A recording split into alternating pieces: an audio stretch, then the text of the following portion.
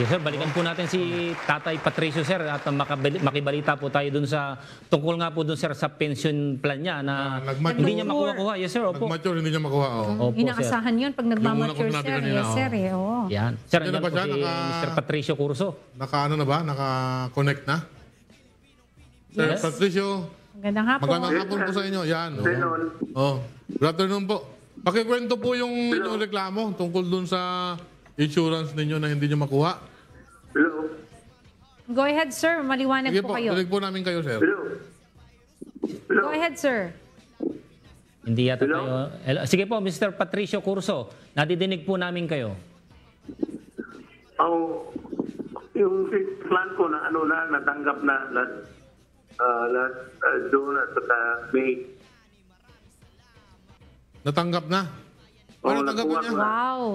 Maraming salamat. Yung 3 years na pension. Pension. Ba, parang lamsam yan, ah. Medyo Yun, malaki-laki po Wala, siguro, sir. bilang lang. Oo. Oo. Action agad talaga. Napakaganda. So, yan. wala tayong problema, sir. Okay na po kayo? Wala nang problema. Ayun. Wala lang, keypad kasi ang cellphone ko. Opo. Oh.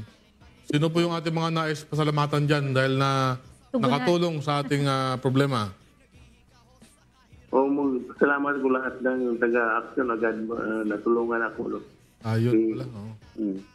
At maraming salamat din po sa Insurance Commission Lawyers na nag-assist kay Sir Patricio Corso. Sa Commission Lawyers na pinamumunuan po ni Atty. Juan Paulo Rojas, ang Division Manager ng Public Assistance Mediation Division. Mabuhay po kayo, sir. Yun. Thank you Yun yung mga sa tumulong, pag-assist.